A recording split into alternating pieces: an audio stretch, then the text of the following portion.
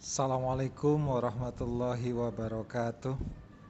Pada momen Hari Pendidikan Nasional ini ada hal yang menarik perhatian saya di naskah pidato Hari Pendidikan Nasional 2 Mei tahun 2025 yang ditulis oleh Bapak Menteri Pendidikan Dasar dan Menengah Republik Indonesia, Bapak Profesor Dr. Abdul Mukti. Di paragraf keempat ini yang menjadi kalimat yang harusnya dijadikan konsep dasar pendidikan di Indonesia, yang harusnya dijadikan rujukan oleh setiap guru yang ada di Indonesia. Yang pertama yaitu mengenai hakikat pendidikan. Pendidikan adalah proses menumbuh kembangkan fitrah manusia sebagai makhluk pendidikan. Yang saya garis bawahi di sini ada dua kata, yaitu yang pertama menumbuh kembangkan, yang kedua adalah fitrah. Menumbuh kembangkan di sini artinya pendidik harus melihat dari dalam diri peserta didik, tumbuhkan apa yang ada di dalam peserta didik, bukan menjejalkan sesuatu yang seolah-olah kita anggap bermanfaat menurut kita, padahal belum tentu juga untuk peserta didik. Nah, kemudian fitrah. Nah, fitrah ini adalah segala potensi yang ada di dalam diri peserta didik, minat dan bakat, sifat-sifat khas, keunikan, keberagaman peserta didik. Nah, itu terjadi di dalam fitrah peserta didik. Fitrah ini adalah bakat alami, bakat yang dilahirkan, yang sengaja Allah ciptakan kepada setiap manusia yang berbeda-beda untuk memerankan misinya sebagai khalifah di muka bumi. Ada yang berperan sebagai di bidang pendidikan, ada yang berperan di bidang kesehatan, ada yang berperan di bidang sosial, ada yang berperan di bidang kesenian dan kebudayaan, macam-macam. Dan itu berasal dari potensi yang perlu ditumbuhkan, harus ditumbuhkan, bukan dijejalkan. Sekali lagi, karena kita banyak praktek-praktek pendidikan yang sekarang ini belum terpusat pada potensi anak, tetapi malah cenderung lebih banyak menjejalkan apa yang kita inginkan. Kita tulis seenaknya buku atau kertas kosong, tidak melihat potensi, seperti menuangkan air ke dalam segelas yang kosong. Dia hanya menuangkan saja, tidak menumbuhkan apa yang ada di dalam dirinya. Maka ini juga selaras dengan tujuan pendidikan yang dikatakan oleh Ki Hajar Dewantara, bahwa tujuan pendidikan adalah menuntun, bukan menjejalkan, menumbuh kembangkan, menuntun. Semua kodrat-kodrat ini fitrah. Kodratnya dalam bentuk kekurangan fisik misalnya, makanya digagas dalam pendidikan inklusi atau pendidikan berdiferensiasi juga ada. Ya. Kodrat ini adalah fitrah, fitrah bakat, fitrah alamnya, alam di sekitarnya, fitrah lingkungannya. Ya. Kodrat alam, kodrat zamannya, zaman sekarang di era-era teknologi kita tumbuhkan. Ya. Apalagi sekarang banyak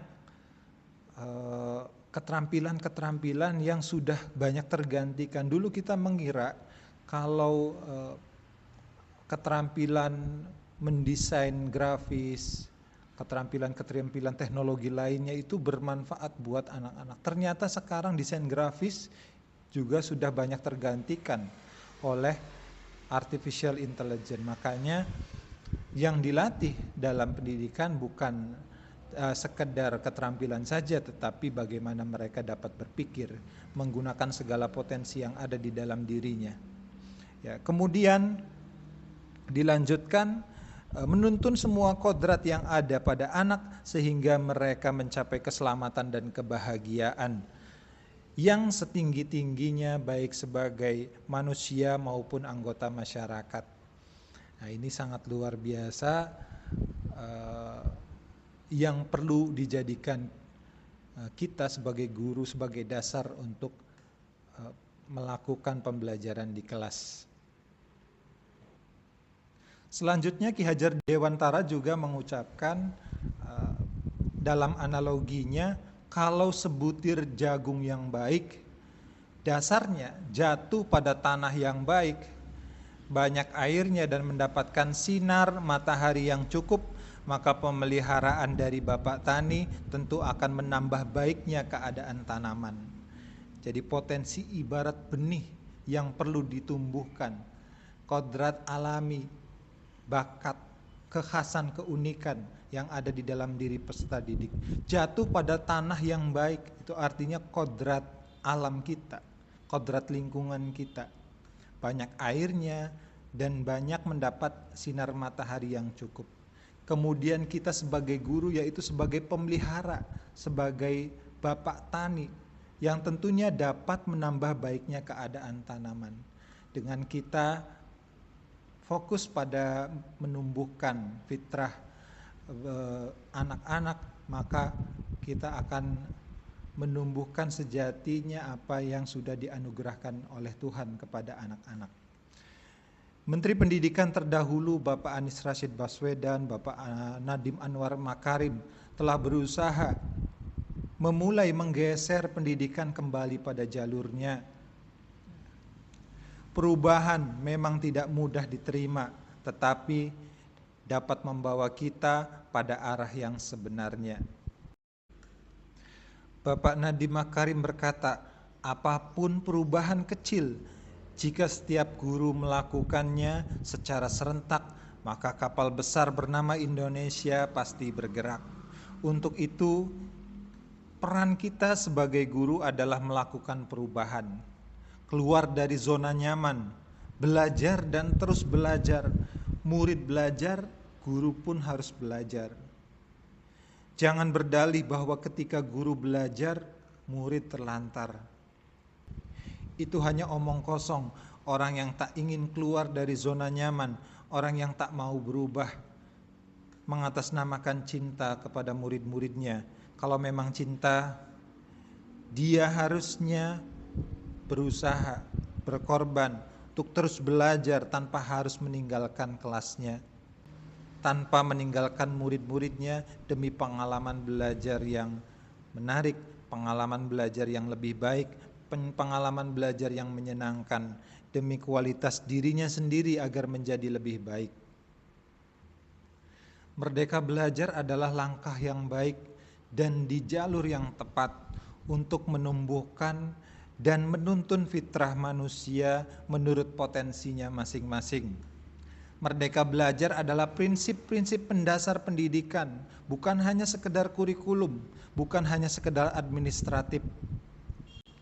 Disempurnakan dengan pendekatan pembelajaran mendalam yang begitu menguatkan, belajar berkesadaran, belajar bermakna, belajar menyenangkan, yang digagas oleh Menteri Pendidikan Dasar dan Menengah Bapak Profesor Dr. Abdul Mukhti, juga menambah warna dalam Merdeka Belajar.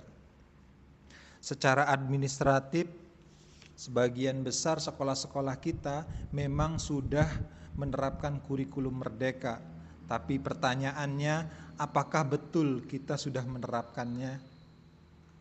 Apakah betul pembelajaran kita di kelas sudah menerapkan prinsip-prinsip kurikulum merdeka? Seberapa besar perubahan yang telah kita lakukan di dalam kelas? Atau jangan-jangan kurikulum hanya sekedar administratif belaka? Lantas kita menyalahkan kurikulum untuk kesalahan atau penyimpangan yang terjadi pada anak-anak kita. Bapak Ibu guru Indonesia, kita adalah ujung tombaknya. Seberapapun kurikulum kita berubah, kurikulum kita bergeser, kurikulum kita menyesuaikan zaman, kalau kita sendiri tidak berubah, tidak akan ada artinya apa-apa. Ketika kita tidak ada yang diterapkan dalam Merdeka Belajar, prinsip-prinsip mendasarnya, maka tidak ada yang akan berubah dalam pendidikan kita. Masih pantaskah kita menyalahkan kurikulum padahal kita sendiri tidak mau berubah? Masih pantaskah kita menyalahkan kurikulum kalau kita hanya menjadikan kurikulum sebagai administrasi belaka? Semua itu tidak ada gunanya ketika kita tidak mau berubah, tidak mau belajar, tidak mau menyesuaikan. Untuk itu mari bersama-sama Bapak Ibu Guru lakukan perubahan kecil. Perubahan untuk apa? Untuk anak-anak bangsa agar menjadi lebih baik. Terima kasih. Assalamualaikum warahmatullahi wabarakatuh. Mari belajar dan giat sampai akhir hayat. Teruslah belajar untuk menggapai cita-citamu. Kejarlah cita-citamu dan jangan pedulikan omongan orang lain jika kamu ingin sukses. Berkependidikan, jangan sampai sekolah tamat, tapi sampai akhir hayat. Pendidikan adalah usaha untuk meningkatkan derajat dan martabat bangsa. Pendidikan bukan hanya untuk mengisi kepala, tapi juga untuk membentuk karakter dan menumbuhkan potensi manusia. Maju terus pendidikan Indonesia. Kejarlah cita-citamu dengan pendidikan, jangan malas-malasan. Teruslah belajar dan jangan mudah menyerah. Teruskan pendidikanmu hingga hembusan nafas terakhirmu. Pak Jamal tidur di atas bantal, pergi ke pasar memakai sendal. Jangan lupakan pendidikan nasional untuk bangsa yang lebih berakal.